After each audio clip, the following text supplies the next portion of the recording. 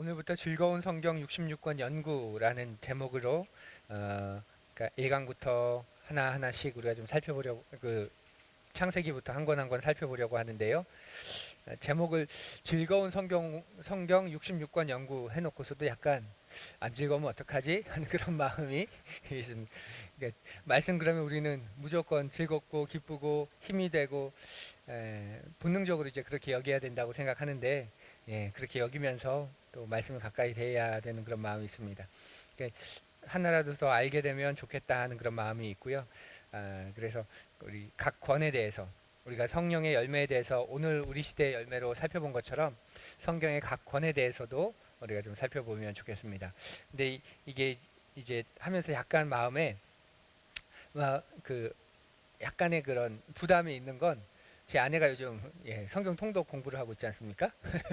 그래서 제가 말하다 그거 내가 배운 거랑 다른데 말할 것 같아서 약간 부담감이 있는데, 예, 아무튼 같이 좀 살펴보면 좋겠습니다. 성경을 공부하고 아는 게 굉장히 중요한데요. 성경을 왜 공부하고 아는 게 중요하냐면, 결국 성경은 무엇 하기 위한 걸까요? 성경. 결국 무엇을 하기 위해서 우리가 성경을 알고 또 말씀도 듣고 또 공부도 하고 하는 걸까요? 예, 예, 맞습니다. 믿음에 똑바로 서기 위해서 성경이 아주 중요한 역할을 하나 해주시죠. 어, 뭐냐면 우리의 삶에 적용할 수 있도록 해줍니다. 그러니까 적용하면서도 우리가 힘을 얻는 건데, 그러니까 성경은 결국 적용을 위한 것입니다. 왜? 해석을 위한 것입니다. 해석. 그러니까 왜 그러냐면, 성경이 나에게 1차적으로 쓰여졌다면 우리가 성경을 해석할 필요가 없죠. 그냥 말씀 그대로 따르면 되지 않습니까?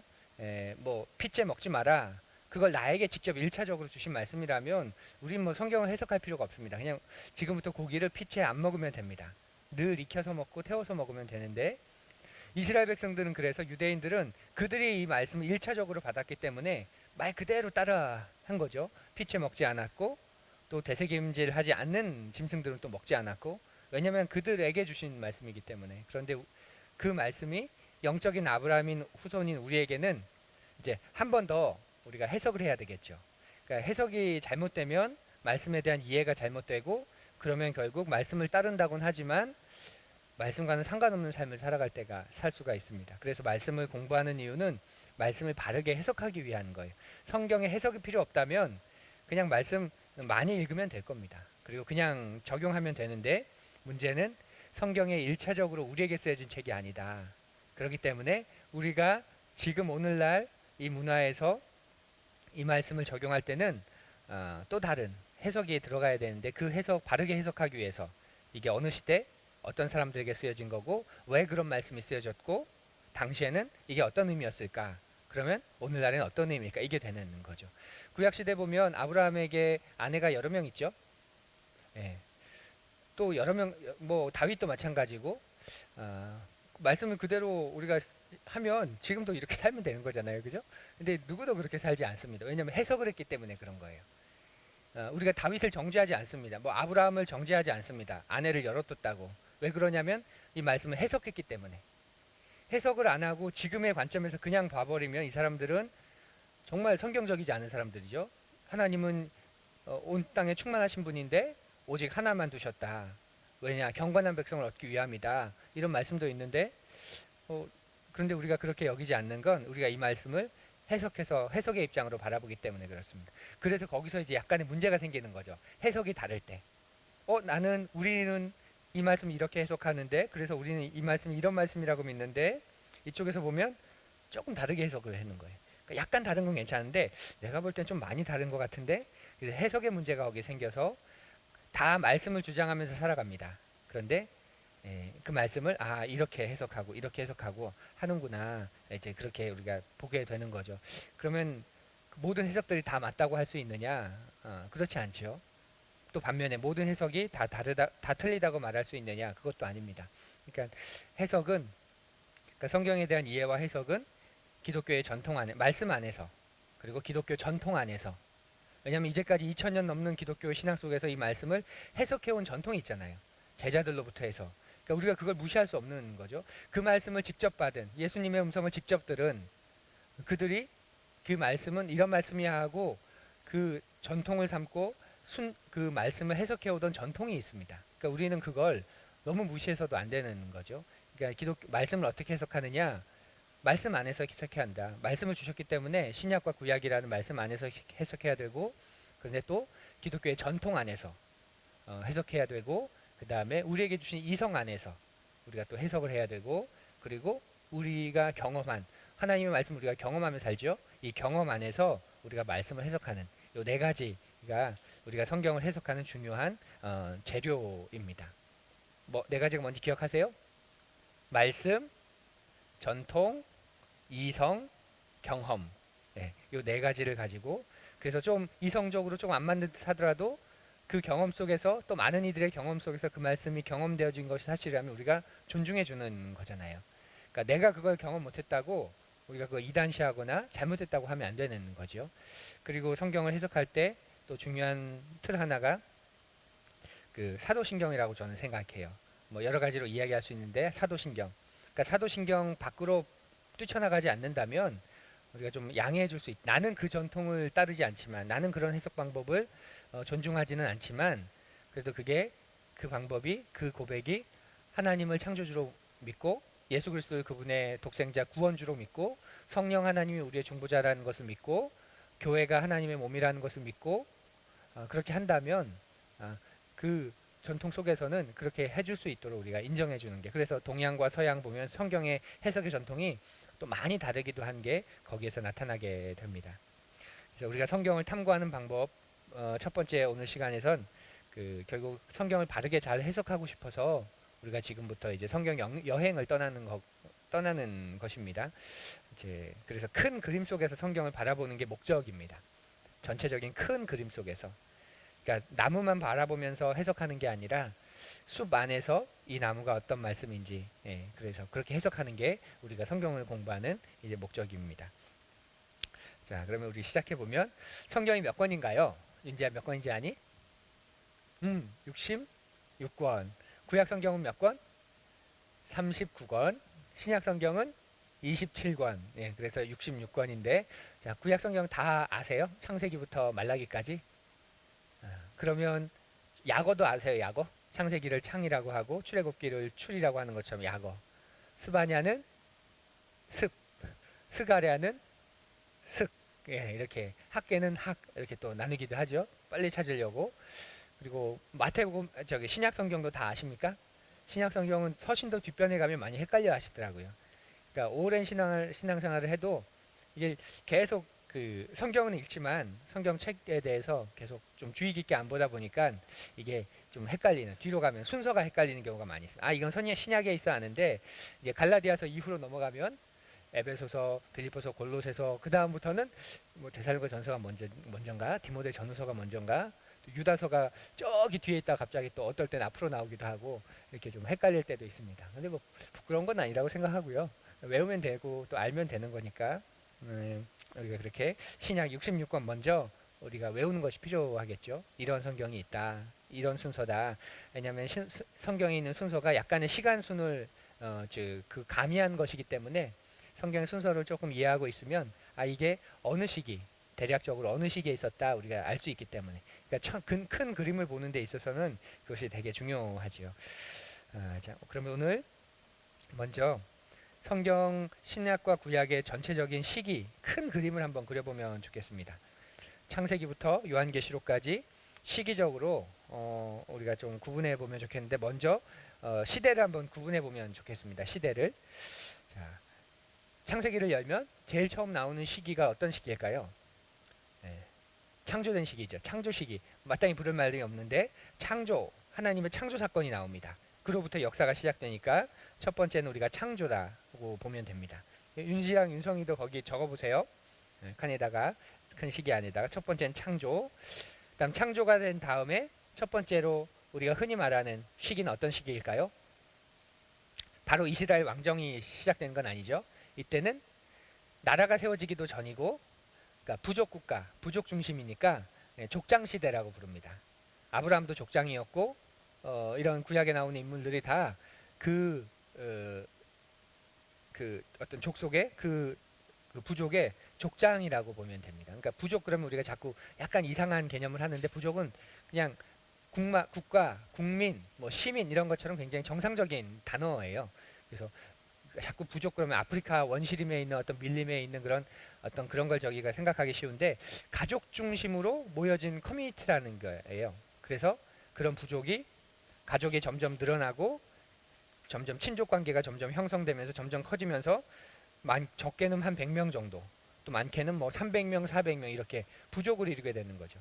그리고 거기서 가장 큰 우두머리가 족장이 되는 겁니다. 그래서 창조된 이후에 족장 시대가 먼저 이어지고 그리고 나서 그 족장 시대가 어디로 연결되냐면 이제 그 출애굽, 그 애굽 포로로 놓여가죠. 그 야곱이 이 애굽으로 건너가면서 이제 애굽에서 살다가 애굽의 노예 생활을 하게 되고 출애굽하게 됩니다. 그래서 출애굽 시대, 광야 시대가 이어지게 됩니다. 그리고 출애굽 광야 시대가 맞춰진 다음에 어떤 시대가 찾아오죠? 예, 맞습니다. 사사 시대. 예, 사사들이 이제 약속의 땅에 들어가서 사사들에 의해서 이제 정복하고 사사들이 정치와 또 종교, 신앙을 하나로 연결하는 그런 시대가 되게 됩니다. 그런 사사 시대 끝에 새로운 시대가 열리게 되죠. 무슨 시대인가요?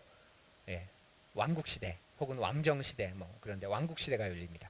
이제 사사가 마지막 사사로 끝나고 이제 그 사울이 이스라엘의 첫 번째 왕이 되면서 왕국 시대가 열리게 됩니다. 그때부터는 정치를 다스리는 왕과 신앙을 관장하는 제사장 혹은 예언자, 그 선지자 이렇게 나눠지게 됩니다. 하나님의 말씀은 선지자와 예언자들이 대언하고 왕은 그 말에 따라서 순종하고 사사시대까지는 그 이전까지는 다스리는 사람이 하나님의 음성을 듣는 사람이었어요. 사사시대도 그렇고 족장시대도 그렇고 아브라함이 그 부족의 족장이 되어서 그 부족을 다스리면서 하나님의 음성을 가르쳐 주었다면 또 사사시대에도 사사들이 다스리면서 또 하나님의 음성을 듣는 예언자의 역할도 했다면 왕국시대에서는 이게 분리되게 되죠. 왕과 예언자 선지자가 분리되게 됩니다.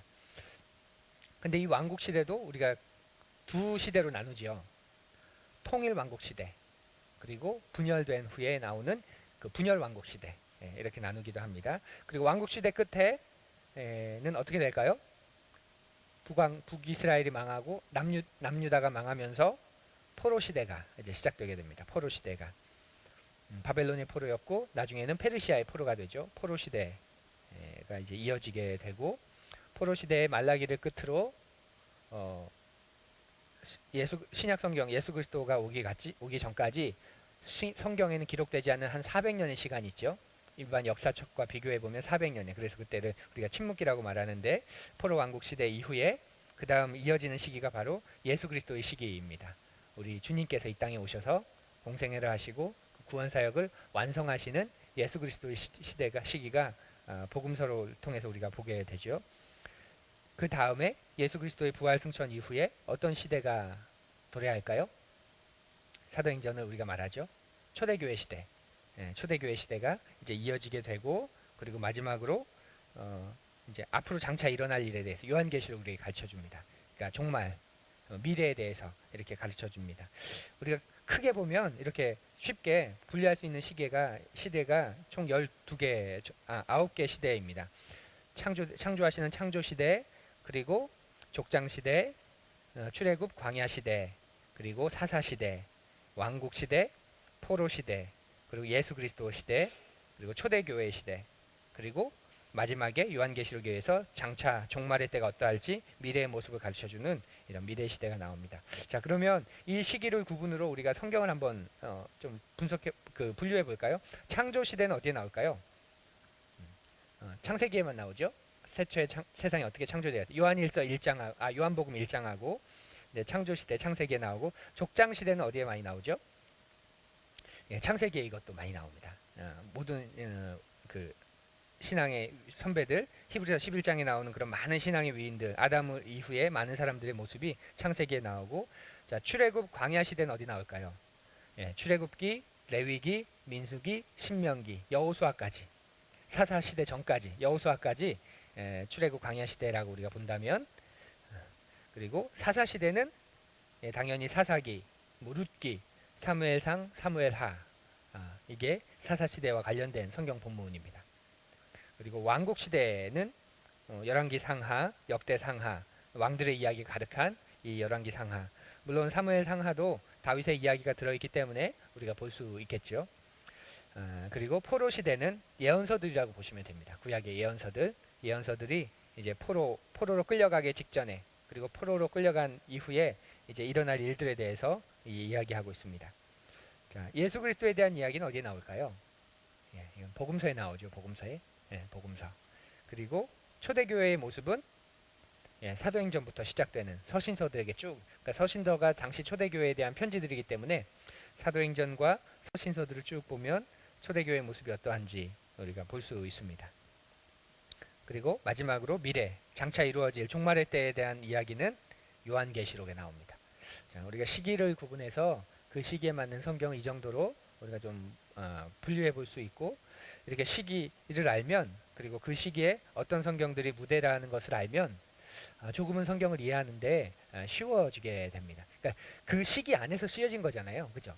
그 성경이라는 게 그 시대 안에서 쓰여진 겁니다. 그렇기 때문에 그 시대 안에 있는 문화나 그 시대 안에 있는 뭐 그런 이야기들을 벗어나서 존재할 수 없는 거예요.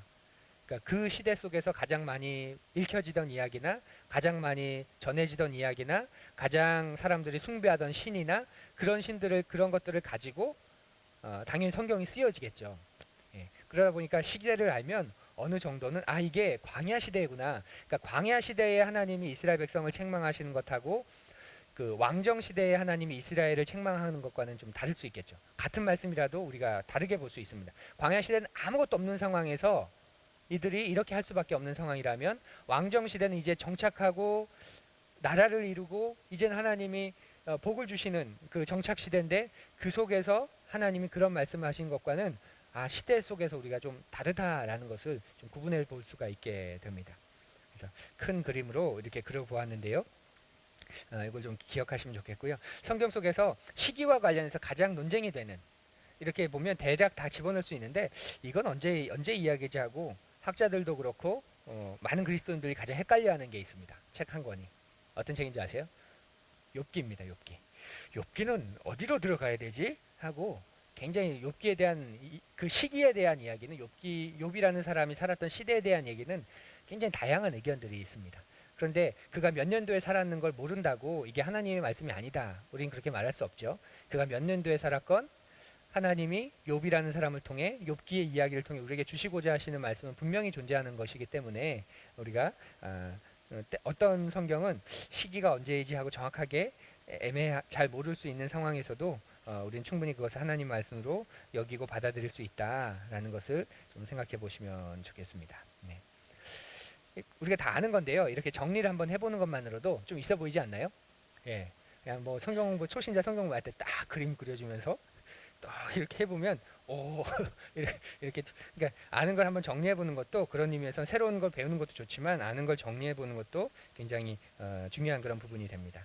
자, 그럼 우리가 큰 그림을 한번 그려보았습니다. 그러면 오늘은 그 시기 가운데서 중요한 사건들에 대해서 우리가 좀 살펴보기로 하겠습니다. 그러니까 시기를 구분해 보았고 그 시기에 기록된 성경을 우리가 어느 정도 또 분류해 보았습니다.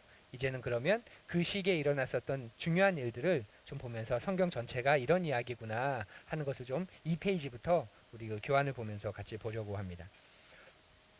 첫 번째는 창조 사건이죠. 창조 시대입니다. 하나님이 하늘과 땅을 창조하셨고 아름다운 세상을 창조하셨습니다. 특별히 남자와 여자를 창조하셨습니다. 그리고 첫사람에게는 한 동산이 거처로 주어졌고 거기에는 단 한 가지의 규칙만이 존재했습니다. 지금 어투가 약간 그 믿지 않는 사람들에게, 약간 어린 아이들에게 제가 설명하는 식으로 적어 놓았습니다. 왜냐하면 이제 이런 걸 약간 이해해서 이야기식으로 좀 설명하면 좋겠다 싶어가지고 이렇게 표현을 좀 해보았습니다. 그 동산에는 단 한 가지의 규칙만이 존재했죠. 오직 하나만의 규칙. 무엇이냐면 동산 나무의 중앙에 있는 그 나무의 열매는 먹지 마라 라는, 정말 말도 안 되는, 그냥 있으나 마나한 아무것도 아닌 그런 규칙 한 가지만 있었습니다. 그런데 첫 인간은 유혹에 빠져서 하나님으로부터 등을 돌리기로 결정합니다. 그리고 그들은 그 동산에서 쫓겨나게 됩니다. 죄와 악이 하나님이 지으신 창조 세계를 오염시키게 되는 거죠. 그리고 인류는 온 땅에 퍼져나가기 시작하는데 그와 더불어서 악도 퍼져나가게 됩니다. 아담과 하와의 큰아들은 자기 동생을 살해하고 또 그렇게 죄가 간영해지면서 하나님은 결국 참다 천지를 창조하시던 때처럼 다시 시작하기로, 흑암과 공허와 혼돈 속에서 질서를 만드시고 빛을 만드시고 새로운 세상을 만드신 하나님이 또다시 혼돈과 공허와 흑암 속으로 달려가는 이 첫 세상을 그냥 두지 않으시고 하다 안 되셔서 다시 새롭게 재창조하기로 하십니다. 바로 노아와 그의 자녀들을 통해서 하시는 거죠. 노아는 당대 의인이었다고 말하는데요. 그와 그의 가족은 홍수에서 살아남습니다. 노아에게는 땅에 다시 후손을 퍼뜨리라는, 생육하고 번성하라는 책임이 주어지게 되고, 하나님은 다시는 물로 심판하지 않겠다 이렇게 약속하십니다. 이게 창조와 관련된 첫 번째 창조와 두 번째 이 세상을 다시 만든 창조 사건은 아니지만 그 안에 하나님의 백성을 다시 새롭게 하시는 재창조의 사건, 이 창조 시대의 첫 번째 이야기입니다. 그리고 그 이후에 이제 족장 시대로 넘어가게 되면 그렇게 하나님 재창조하셨지만 악의 문제는 뿌리 뽑히지 않죠. 여전히 악의 문제가 심각합니다. 그래서 하나님은 또 새로운 계획을 시행하셔요. 그러니까 하나님 얼마나 집요하신 분인지가 알게 돼요. 망쳐놨는데 새롭게 시작하시고, 또 망쳐놨는데 또 새롭게 시작하시고, 이게 하나님입니다. 그러니 우리 삶에 소망이 있는 거 아닌가요? 오늘도 내가 망쳐놓은 내 삶을 하나님이 또다시 내일 새롭게 하시는 분이시라는 것. 내가 망가뜨린 이 삶을 그대로 두지 않으시고, 불량품 같은 이것을 그대로 두지 않으시고, 너를 향한 나의 계획은 그게 아니야 이렇게 말씀하시며 또 새롭게 하시고 온전히 하시는 분입니다. 이번에 어떻게 새롭게 하셨냐면 한 민족, 특별히 한 선택받은 결례를 통해서 일하시기로 하십니다. 그래서 그 결례의 조상으로 아브라함이라는 사람을 뽑으시죠. 그리고 하나님은 아브라함에게 그의 후손들이 큰 민족을 이룰 것이라고 약속하시고 살아갈 땅을 허락해 주십니다. 또한 모든 인류가 아브라함의 한 후손으로 말미암아 복을 받게 될 것이다. 하나님이 이렇게 말씀을 하셔요. 그래서 아브라함은 늙은 나이에 이삭이라는 아들을 낳게 되고 모든 인류가 아브라함의 한 후손으로 말미암아 이제 복을 받게 되는 그런 시작이 되죠. 이삭은 쌍둥이 아들 에서와 야곱을 낳습니다. 그리고 당시의 전통적인 방식과는 다르게 장자에게, 한 사람에게 모든 것을 몰아주는 당시의 고대 근동의 문화와는 다르게 둘째에게 하나님이 모든 것을 이 어마어마한 그 복을 유업을 이어가도록 하십니다. 야곱은 12아들을 이제 두게 되는데요. 그 중에 그 아들 가운데 하나인 요셉이 이집트에 정착하게 되고, 나중에 요셉이 이집트에 정착하게 되는 이야기는 굉장히 슬픈 이야기죠. 형들의 시기에 노예로 팔려가는, 그리고 팔려서 결국 이집트로 흘러가게 되는 그런 이야기인데, 나중에 요셉은 기근을 피해서 이집트로 내려온 나머지 가족들과 상봉을 합니다. 그리고 이스라엘이 이제 이집트에서 정착하게 되는 그 배경이 됩니다. 이때 야곱의 이름이 하나님과의 씨름을 통해서 이스라엘이라는 이름으로 바뀌게 되고, 그때부터는 이 야곱의 자손들을 모두 다 이스라엘이다라고 통칭하는 이런 민족의 이름을 우리가 사용하게 되는 거죠. 이집트에서 아브라함의 후손들은 불어나기 시작하고 몇백 년 후에 좋은 소식과 나쁜 소식이 이들에게 동시에 들려오게 되는데, 좋은 소식은 최소한 약속의 일부가 실현됐다는 것. 어떤 약속의 일부였나요? 내가 너로 말미암아 천하 만민이 복을 얻게 되고, 내 씨로 말미암아 하늘의 별과 같고 바닷가의 모래와 같은 민족을 이루게 하겠다. 그리고 천하 만민이 복을 얻을 것이다. 이렇게 약속하셨는데, 그 가운데 하나가 하늘의 별과 바닷가의 모래와 같이 그 후손을 가득하게 하겠다는 그 약속이 성취가 됩니다. 그런데 나쁜 소식은 이스라엘 백성이 이 애굽의 노예가 돼버리는 이야기죠. 이게 족장 시대까지의 이야기입니다. 자, 이 시대 속에서 이제 새로운 시대가 열리게 되는데, 그 새로운 시대는 모세라는 한 지도자를 통해 하나님이 이뤄가시는 이야기예요. 그러니까 지금 계속 이야기 중에서 그 시기에 대표적인 인물이 누군지, 그를 통해서 어떻게 시작되었는지 이런 걸 살피신다면 전체적인 이야기가 쭉 계속 이어지실 겁니다. 그래서 모세는 이집트 왕에게 이스라엘 백성을 놓아주라고 선언하지요. 하나님의 명을 받아서. 그런데 거부합니다. 그래서 10번의 재앙을 통해서 이스라엘은 보호하시고, 똑같은 재앙이 이집트 땅에 임하는데, 이스라엘 백성이 살고 있는 지역에는 그 재앙이 임하지 않고 이집트 사람들만 사는 그곳에 재앙이 임하는, 그 재앙들을 통해서 어, 바로 왕이 이제 항복을 합니다. 그리고 이스라엘 백성을 놓아주면서 이스라엘의 자유의 몸이 됩니다. 그리고 이스라엘 백성은 하나님이 조상 아브라함에게 약속하셨던 바로 그 약속의 땅, 가나안 땅으로 이동을 하게 되죠. 그 길에서 유대인들이 한 민족으로서 어떻게 행동해야 되는지, 그들의 하나님을 어떻게 경배해야 되는지에 관해서 율법과 상세한 지침을 내려줍니다. 그러니까 아직 약속의 땅으로 들어가기 전에 그건 이미 약속해서 주셨는데 그들이 염려하지 않아도 주실 텐데, 중요한 건, 하나님에게 중요한 건 뭐냐면 너희들이 약속의 땅에 들어가는 게 아니라 그 땅에서 합당한 사람으로 사는 거예요. 그래서 광야에서부터 그것을 시험하시는 거죠. 하나님을 어떻게 경배하는지를 가르쳐 주십니다. 그런데 그들의 믿음은 약속의 땅으로 들어가기 전에 추락합니다. 너무 겁을 먹은 나머지 이제 땅을 차지하지 못하게 되죠. 우리가 저들의 밥이다 이렇게 말함, 자기가 그, 그 이들이 그 가나안 땅에 살고 있던 그런 장구한 백성들에 대한 두려움을 갖게 됩니다. 그러면서 이제 그 땅에서 그 땅을 들어가지 못하고 다시 광야 생활을 행하게 됩니다. 40년간의 광야 생활을 보낸 후에 이때 모세도 이 약속의 땅을 밟지 못하죠. 그래서 모세는 가나안 땅이 내려다 보이는 한 산에서 죽게 되고 여호수아에게 지도자 자리를 물려주게 되는데, 모세가 죽어 있는 이 산이 느보산이라고 불리우죠. 지금도 느보산 정상에 가면 모세 이 기념 탑이 있습니다. 그리고 거기서 보면 진짜로 이스라엘 땅이, 가나안 땅이 어느 정도 보이게 됩니다. 그리고 이스라엘 백성은 이제 여호수아의 영도 아래 요단강을 건너서 그 땅을 정복합니다. 그런데 첫 전투에서 이제 승리를 얻습니다. 그 여리고성 전투가 첫 번째 전투였죠. 말도 안 되는 방법으로 이기잖아요. 돌기만 해서 돌았고, 조용하라 그래서 조용했고, 외치라 그래서 외치고, 양각 나팔을 불라 그래서 불었는데 성벽이 무너지면서 이스라엘 백성이 그곳으로 들어가서 그 가나안 성을 정복하면서 이제 약속의 땅이 정말 우들에게 주어진 땅이다, 이런 고백, 이런 확신을 얻게 됩니다. 그런데 그 다음의 전투는 이제 실패하게 되죠. 예, 그래서 하나님은 그분의 백성에게 모든 땅을 정복하라고 명백히 하셨는데 백성들 일종의 타협을 합니다. 의심으로 전쟁에서 지기도 하고 또 타협함으로 전투를 제대로 하지 않게 됩니다. 원주민인 가나안 족속들 일부 가운데 그들이 이스라엘 백성과 이제 함께 살기 시작하고, 이게 나중에 어떻게 문제가 되냐면, 함께 사는 것 자체는 저는 문제가 아니라고 생각해요. 문제는 함께 살면서 이들을 동화시킨 게 아니라 이들에게 의해서 이스라엘이 동화된 게 문제가 되는 거죠. 그래서 그 당시 가나안 족속들이 섬기던 예배 방식, 그것들이 이스라엘 백성 안으로 오히려 들어오게 됩니다. 그래서 이후 800년 동안 이스라엘 백성은 하나님을 예배하는 것과 우상을 예배하는 사이에서 오락가락하게 되는 그 시초점이 바로 이 광야 시대 속에서 일어나게 됩니다.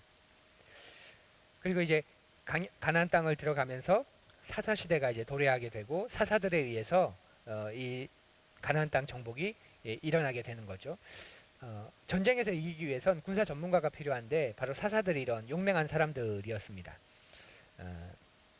그런데 이때는 또 나라의 무법과 폭력이 난무한 시대이기도 하고, 그래서 사사기를 보면 늘 마지막과 끝에 나오는 말씀이 이때 왕이 없으므로 사람들이 자기의 소견에 옳은 대로 하였더라, 이렇게 말합니다. 왕이 없으므로 자기 소견에 옳은 대로 하였더라.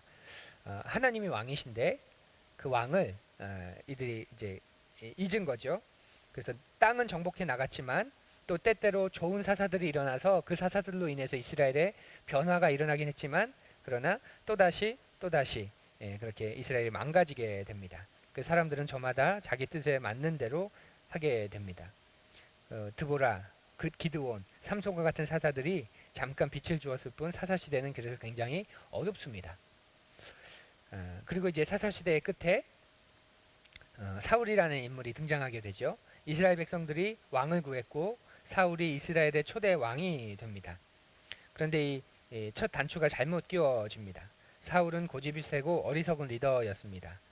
그리고 나중에 그렇게 또 변질이 되죠. 처음에 사울은 굉장히 겸손한 자 같았는데, 그러나 사울은 점점 갈수록 다윗을 죽이려고 하고, 또 마지막에는 자기의 왕권을 유지하기 위해서 신접한 자에게 가서 하나님이 어떤 말씀을 하시는지 우상을 통해서 하나님의 뜻을 알려고도 할 만큼 이제 변질되게 됩니다.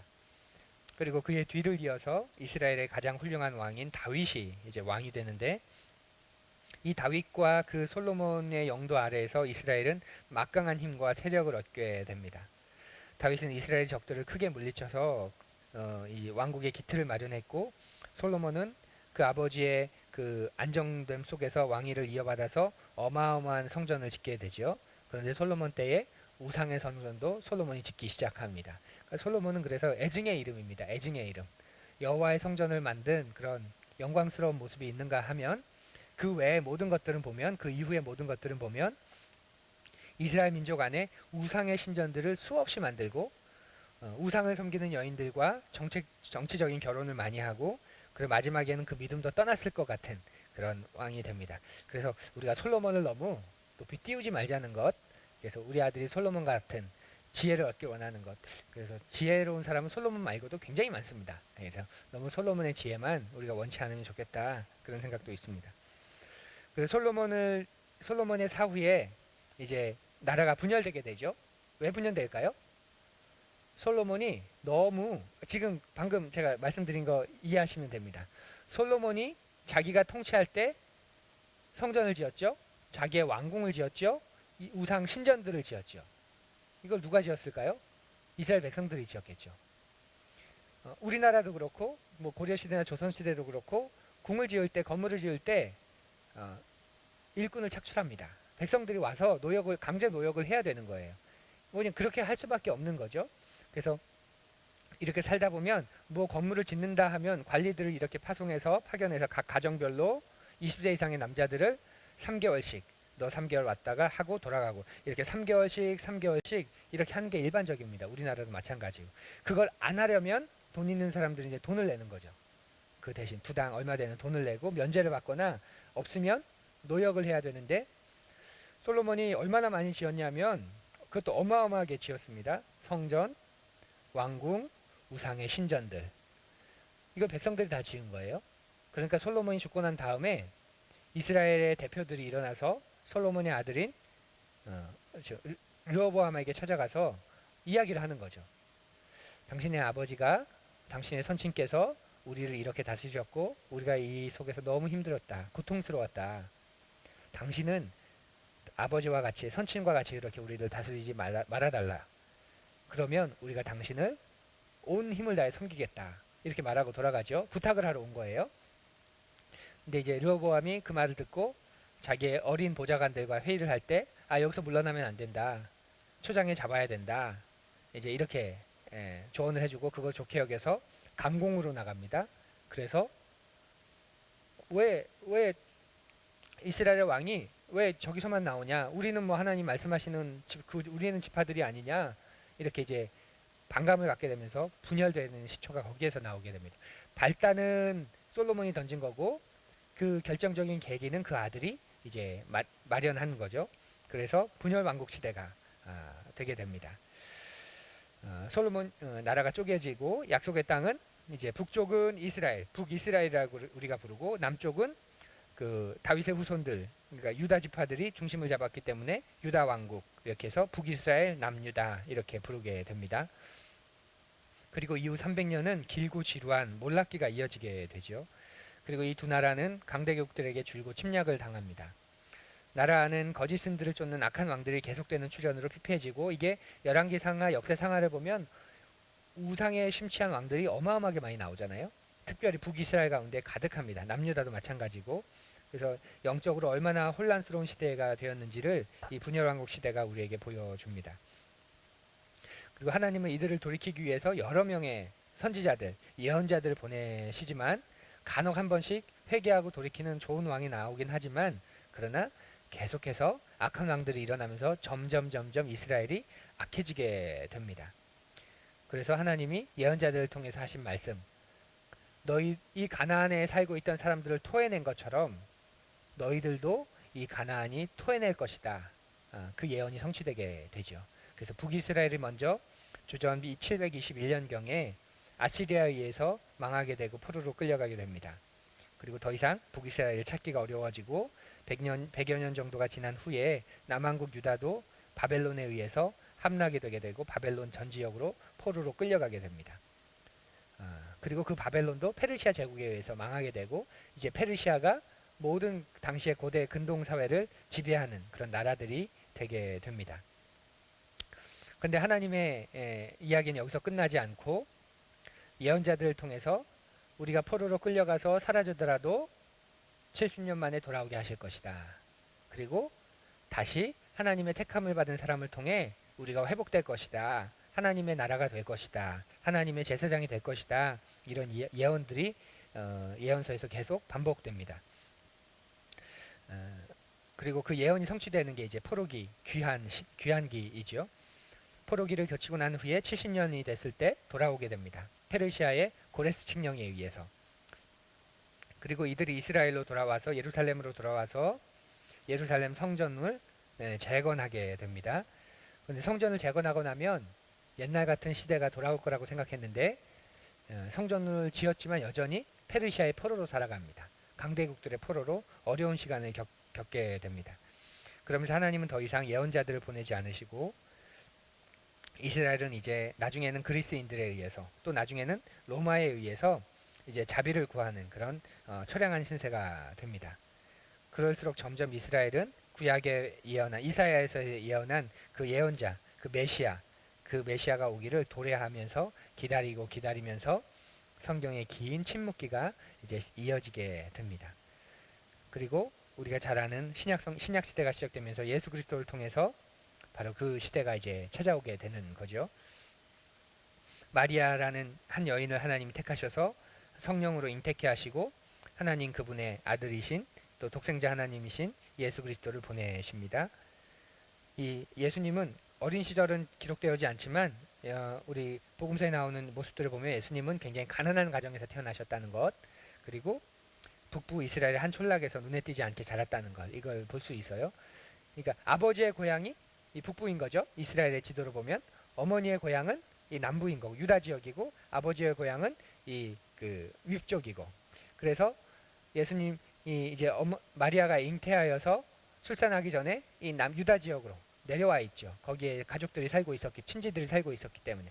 그리고 거기서 사울이 죽이려고 예수님이 태어나게 되고 동방 박사들의 경배를 받고 헤롯 왕이 죽이려는 것을 듣고 거기서 이제 이집트로 내려가는 거죠. 도피신을 했다가 다시 올라오는데 이젠 아버지가 살던 아버지의 고향인 이 가이사랴 지역으로 이 나사렛으로 올라와서 살게 되는 것, 살게 되십니다. 그리고 예수님이 그렇게 생활하시다가 30살이 되었을 무렵에 이제 가르침을 전하기 시작하는데 광야에서 잠시 지내신 후에 이스라엘 전 지역을 돌면서 가르치시고 전파하시고 기적을 나타내십니다. 예수님은 자신에 대해서 랍비, 선생이나 예언자를 넘어서는 권위가 있다 이렇게 보여주십니다. 그리고 사람들의 죄를 용서한다고 선포하시고 병든 자를 고쳐내시고 죽은 자를 살려내십니다. 그리고 당시 권위를 가진 사람들에게 도전하지요.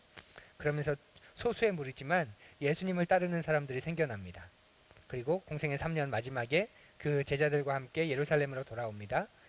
예루살렘에 입성할 때 제자들은 난리가 나죠. 우리 스승이 이제 저 헤롯을 몰아내고 이제 이스라엘을 진짜 이스라엘로 만드시는구나.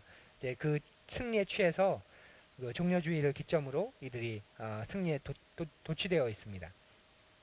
근데 막상 예루살렘으로 들어오니까 제자 가운데 한 명에게 배신을 당하고, 그리고 제자들은 예수님을 숨기기보다는 도망을 가고 예수님은 성 밖으로 끌려가서 거기서 십자가형을 받으시고 죽으십니다. 그런데 사흘 후에 제자들이 어마어마한 주장을 하기 시작해요. 사흘 후에. 사흘 전까지만 해도 도망갔고 두려웠던 사람인데 딱 3일 지났는데 갑자기 이들이 역사의 전면에 나와서 어마어마한 이야기들을 하기 시작합니다. 스승을 피해 숨고 도망갔던 사람들인데, 스승과 똑같은 처벌을 받게 되는 사람들인데 딱 3일이 지났을 뿐인데 이들이 엄청난 이야기를 전합니다. 예수가 죽은 자들 가운데 살아났고 제자들 상당수에게 실제로 보여줬다라는 것이죠. 그리고 여기서 그치지 않습니다. 바로 이 예수가, 너희들이 죽인 이 예수가, 우리가 죽인 이 예수가 바로 메시아이다. 그의 죽음이 온 세상을 구원하였다. 이렇게 고백합니다. 그리고 자신들에게 능력과 감동을 주기 위해 성령이라는 분을 돕는 분으로 보내주셨고, 이제 그 성령을 힘입어서 제자들이 널리 다니게 됩니다. 그러면서 이제 초대 교회가 시작되게 되는 거죠. 예, 이 메시지에 사로잡힌 제자들은 유대인과 로마 당국자로부터 박해를 당하게 됩니다. 예수의 첫 제자 중 한 명인 베드로, 또 예수의 제자들을 박해했다가 놀라운 환상을 본 예수의 제자가 된 바울 등 새로운 리더들이 출연하게 되고 예수에 관한 이야기들이 점차 글로 이제 기록되기 시작합니다. 예, 제자들이 이제 후대에 알려줘야 하기 때문에 이제 글을 쓰기 시작하는 것이죠. 그리고 제자들은 교회라고 불리는 그룹을 이제 형성하게 됩니다. 교회가 언제부터 시작되었을까? 교회의 시작은 누구인가? 이런 이야기들이 있습니다. 그래서 우리는 교회의 시작을 어떻게 보냐면 교회는 뭐 구약을 보면서 우리가 교회라고 말하지 않잖아요. 그렇게 말하는 분들 계실지 모르겠는데 교회의 시작은 제자들을 통해서 부활하신 예수 그리스도의 부활 이후에 그 부활을 경험하고 목격하고 그분을 따르는 그 제자들에 의해서 교회가 세워지게 됩니다. 이게 우리가 믿는 교회의 시작입니다. 교회의 시작. 그래서 제자들을 통해서 교회라고 불리는 그룹이 형성되고 많은 민족을 초월해서 많은 사람들이 예수를 메시아라고 믿기 시작하고 지금까지 이제 이 교회 시대가 계속 이어오고 있는 것이지요. 이것이 끝이냐? 아닙니다. 성경은 너무나 놀랍게도 계시록을 통해서 마지막의 모습을 또 서신적 곳곳에서 마지막의 때에 대한 이야기를 우리에게 계속 들려줍니다. 그러니까 지금 우리가 사는 여기가 끝이 아니다. 그리고 이것이 영원히 되지 않는다. 그러니까 시작이 있었지 않느냐? 시작이 있었다는 건 끝도 있다는 거다. 끝이 반드시 있다. 이걸 가르쳐 줍니다. 우리가 사는 이 자연 천하 만물을 보면 시작이 있는 건 반드시 다 끝이 있습니다. 뭐든지 시작이 있는 건 다 끝이 있습니다. 그것이 생물이건 무생물이건 뭐 상관없어요. 돌멩이가 이렇게 만들어진 시작이 있었다면 이 돌멩이가 나중에 분해되고 해체되고 이제 사라지는 태산 같은 태산도 없어지는 때가 반드시 있는 거죠. 그러니까 시작했던 것은 다 끝이 있게 된다. 이 세상도 시작이 있었으니 끝이 있다. 그 끝은 이렇다. 그것에 대한 이야기를 해줍니다. 요한이 작은 섬에 유배되어서 반모섬이라고 하는 섬에 유배되어서 있을 때 거기서 마지막 때에 관한 환상을 보았죠. 우리가 지금 새벽마다 보고 있는 말씀입니다. 예수께서 돌아와서 죄와 악에 대한 최종적인 승리를 거둘 것이라는 그런 모습입니다. 예수를 통해 약속이 성취되었다면 다시 오음을 통해서 완성될 것이다. 예수님이 이 세상에 오면서 하나님이 온 인류를 구원하시려는 약속이 성취된 거예요. 그리고 그 예수님이 이 땅에 다시 오시면서 이제 완전히 완성이 되는 것입니다. 세상은 시작이 있었듯이 끝이 날 것이다. 창조 때 그렇게 하신 것처럼 하나님은 새 하늘과 새 땅을 창조하실 것이다. 그것이 이 세상에 이루어진다고 말합니다. 여기서 예수를 따르는 모든 제자들이 평안 가운데 살아갈 것이라고 약속합니다.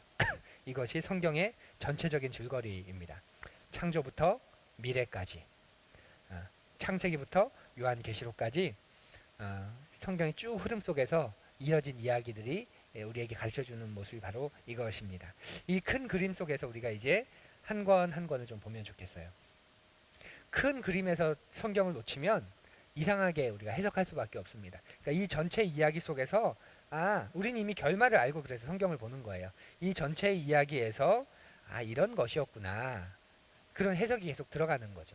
전체 이야기에서. 그때는 그게 무엇인지 몰랐지만 지나고 난 지금 우리가 보면 이건 하나님이 이 약속을 보여주시고 있는 거구나. 이 약속을 지금 이렇게 이어가시는 거구나. 사람들이 깨닫건 깨닫지 못하건. 그래서 전체적인 이야기 안에서 성경 한 권 한 권을 보는 것은 굉장히 중요합니다. 이건 우리의 인생에게도 마찬가지입니다. 이 창세기부터 계시록까지 이 전체적인 이야기에서 내 삶을 바라보는 안목이 없으면 그때그때 우리가 휘둘려 살 수밖에 없지 않습니까? 마치 이게 끝인 것처럼, 이게 다인 것처럼. 그런데 이 영원하신 이야기 안에 내 지금의 삶은 이 한 칸, 이 토막밖에 되지 않는다는 거죠. 이것이 끝이 아니고 이 삶을 통해서 영원한 삶이 준비되고 이제 시작되는 그 준비 단계다. 우리가 그렇게 우리의 인생을 바라본다면 문제를 대하는 자세, 고난을 대하는 자세, 고통을 대하는 자세, 풍요함과 부요함을 대하는 자세가 바뀔 수밖에 없습니다. 그런데 그 안목이 없으니까 그냥 인생의 관점으로만 삶을 바라보니까 더 이상 소망이 생기지 않는 것이지요. 이게 전체 이야기에서 보면 이스라엘이 반복해서 범한 실패입니다. 전체적인 이야기를 잊어버리니까, 하나님이 행하신 일을 잊어버리니까 우상에게 찾아가고 신접한 자에게 묻고 또 돈을 신뢰하고 군사를 신뢰하고 계속 이렇게 하나님으로부터 돌아서는 일들이 있게 되는 것이죠. 우리 전체 이야기를 우리가 잘 이해하고 이 정도는 우리가 충분히 이야기할 수 있습니다. 성경은 어떤 이야기일까? 그러면 창세기부터 계시록까지 이런 시대들을 쭉 이야기하면 마치 우리나라 이야기하는 것처럼 우리나라 역사는 어떻게 돼요? 그럼 딱 떠오르잖아요. 고조선, 삼국시대, 통일신라시대, 고려시대, 조선시대, 뭐 조선 말기 대한제국시대, 또 그다음 6.25 전쟁을 겹치고 이렇게 그냥 그 시기만 딱딱딱 하면 이야기가 따다닥 이어지잖아요. 그것처럼 성경에 대한 이야기도 우리가 시기를 어느 정도 알고 있으면 창조시대, 창조에 대한 이야기, 족장시대, 그 족장들에 대한 이야기, 또 그 포로시대, 그 출애굽 시대, 광야 시대, 이런 이야기, 이렇게 전체적인 이야기가 이게 하나님이 이 세상에서 이어가신 이야기고 앞으로 만드실 이야기야. 우리 하나님이 이런 분이야. 우리가 이렇게 이야기하고 또 성경을 그런 눈에서 우리가 바라볼 수 있게 되는 것이죠.